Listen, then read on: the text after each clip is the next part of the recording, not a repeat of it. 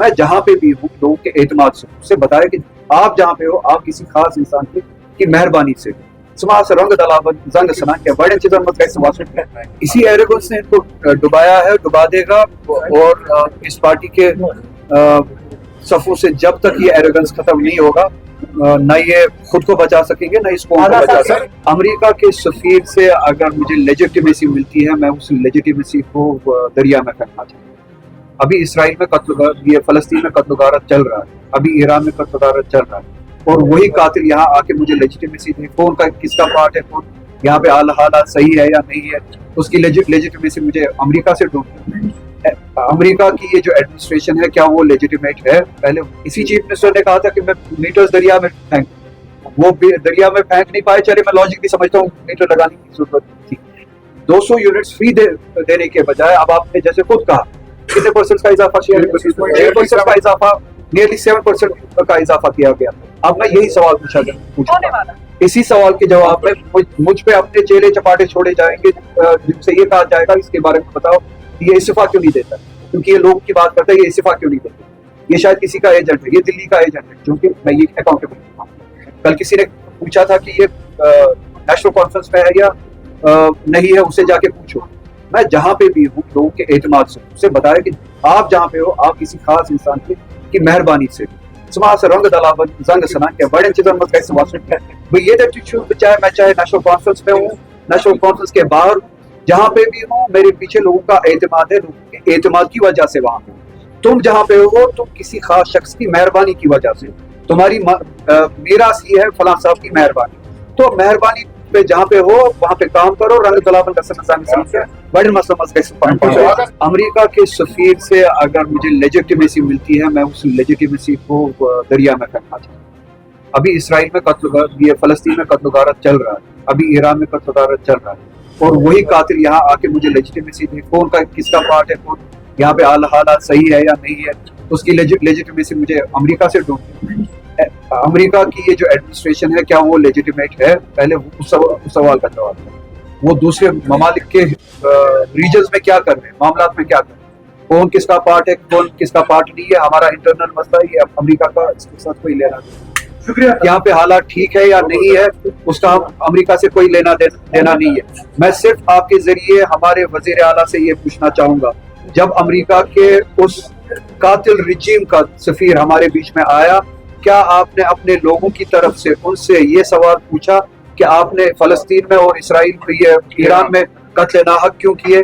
सवाल पूछा, अगर पूछा भी नहीं, क्या आपने एक नोट ऑफ प्रोटेस्ट किया उस सफीर, उस कातिल रिजीम के सफीर के सामने कि जो आपने कत्ल गारत की फलस्तीन में, गाजा में और ईरान में, जो यमन में, जो अभी आप लुबनान में भी कत्ल गारत कर रहे हैं, रियासत जम्मू कश्मीर के अवाम आपको कातिल के हिसाब से जानती है और उसके खिलाफ हमारा से सवाल पूछता हूँ, हम लड़ाई क्यों नहीं कर पाते हैं? जो हमने लोगों को वादा दिया है उस उसूल पे हम चल क्यों नहीं पाते? वहां से मुझे जवाब मिलता है रिजाइन करो। अगर वो चाहते हैं कि मैं रिजाइन करूँ, जो कि अपने वो चेले चपाटों से बुलवाते, कम से कम एक वो नोटिस निकालते, शोकॉज नोटिस निकालते, वो खुद नहीं कह पाते, जो पार्टी के बड़े हैं खुद नहीं कह पाते, दूसरों से बुलवाते, तो उस रास्ते पे नहीं चल पाते। मैं उस रास्ते पे चल रहा हूँ, तो उनका बिहेवियर इस सारी लड़ाई में आड़े आ रहा है।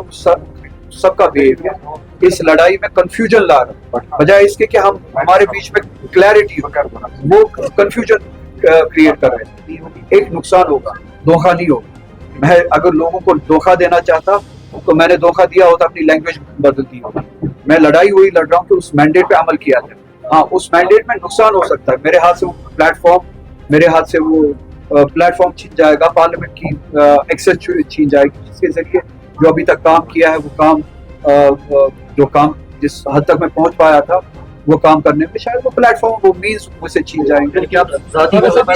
चाहूंगा ये लड़ाई जो कश्मीर के ये नई जनरेशन लड़े, जिनमें कन्विक्शन हो, वो इस सिस्टम को अपने हाथों में ले, इनको उठा के फेंक दे, इस सिस्टम से बाहर करते। पिछली बार भी आपके लिए निकला सड़क पे, आज भी निकला, और उनको हिम्मत करने की जरूरत है। मैंने रिजर्वेशन की लड़ाई को छोड़ा नहीं है। 2 बार वो जो जिसको कहा जाता है कि सीएम के घर के बाहर प्रोटेस्ट किया, उसके बाद जब वो सब कमेटी बनी, कैबिनेट सब कमेटी बनी और उसके रिजल्ट्स भी नहीं आए, उसके बाद भी हमने एक बार और पिछले साल इसी साल आई प्रोटेस्ट करने की कोशिश की, मगर तब स्टूडेंट्स को डराया गया, उनके घरों पे छापा मारा गया, उनके पेरेंट्स को किडनैप किया गया, स्टूडेंट्स के हॉस्टल्स पे छापे मारे गए। उसके बाद वो डरे। उसके बाद एक इसी तरह की प्रेस कॉन्फ्रेंस स्टूडेंट्स ने कहा था कि हम मीडिया को एड्रेस करेंगे, उनको डराया गया। मैंने कहा आपको डरने की जरूरत नहीं, आप मेरे घर पे आइए, आप मीडिया को एड्रेस करें। मगर उस दिन भी उनको डराया गया, तो इसीलिए मैंने ट्वीट किया था, आप इस डर को निकाल, पता है कॉन्सिक्वेंसेस हो सकती है। पहली बात, मैं स्टूडेंट्स पे कॉन्सिक्वेंसेस आने नहीं दूंगा। मैं कोशिश करूंगा कि कोई भी PSA UAP लगाने की जरूरत ना करे, अगर वो पीसफुली बाहर आते अपने हक के लिए, मैं लड़ूंगा उनके लिए।